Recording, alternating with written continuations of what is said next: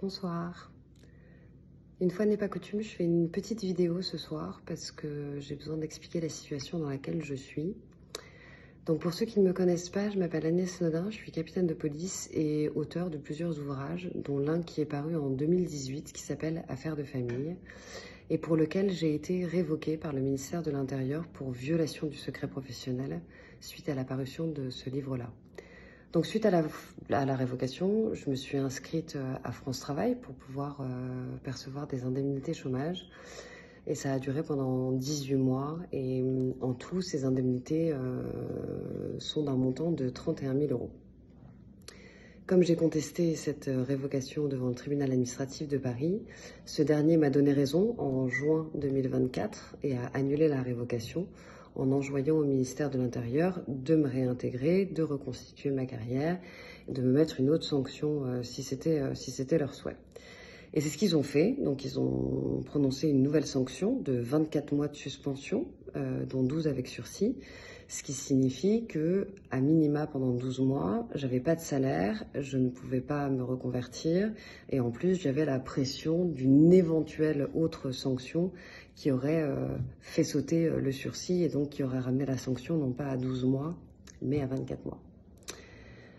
J'ai fait donc une demande de réparation du préjudice subi auprès du ministère de l'Intérieur, à laquelle j'ai obtenu aucune réponse à ce jour. Les indemnités chômage, elles se sont transformées en trop perçues suite à l'annulation de la révocation. Donc France Travail a saisi les huissiers pour la fameuse somme de 31 000 euros. J'ai informé à chaque fois le ministère de l'Intérieur de tous ces échanges que je pouvais avoir avec France Travail, mais leur seule réponse a été le silence.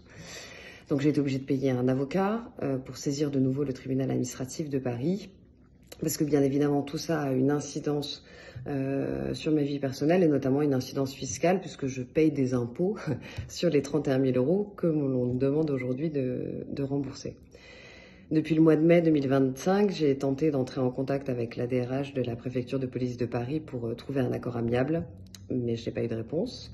Et donc aujourd'hui, on est le 15 septembre 2025, qui est la date officielle de ma reprise au sein de l'état-major de la DESPAP. Et donc je me suis présentée ce jour à mon service et l'une des premières choses que j'ai reçues, c'est une convocation pour une nouvelle audition dans le cadre d'une nouvelle enquête administrative. Et cette audition est censée se tenir le 17 septembre. Donc déjà, il y a juste un délai de 2 jours entre le moment où on me prévient et le moment de cette audition. Donc ça, c'est pas réglementaire. Bien évidemment, pour moi, je l'ai pris comme une mise sous pression. Je l'ai fait savoir, j'ai expliqué cette situation à tous ceux qui m'ont accueilli dans le service, donc que ce soit les gardiens, les officiers, les commissaires, les contrôleurs généraux, qui m'ont tous accueilli d'ailleurs avec un grand sourire, bienveillance, parce que tout le monde subit cette situation comme moi. Donc j'ai eu divers entretiens tout au long de la journée avec ma hiérarchie qui est bien consciente de la difficulté mais qui n'a aucun pouvoir de décision me concernant. Ils n'ont fait que remonter mes demandes auprès de ceux qui ont le pouvoir décisionnaire mais qui se cachent du coup derrière ces intermédiaires-là en faisant traîner les choses et en demandant du temps. Alors qu'effectivement, selon moi, ils en ont usé et abusé pour me faire plier et puis tenter d'obtenir ma démission.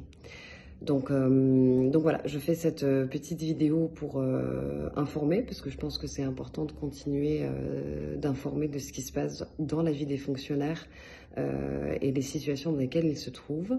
Et puis je vais continuer à faire des petites vidéos pour continuer de vous expliquer quelle sera la suite des événements. Voilà, je vous remercie de m'avoir écouté jusqu'ici et puis je vous remercie aussi pour votre soutien. À tout bientôt.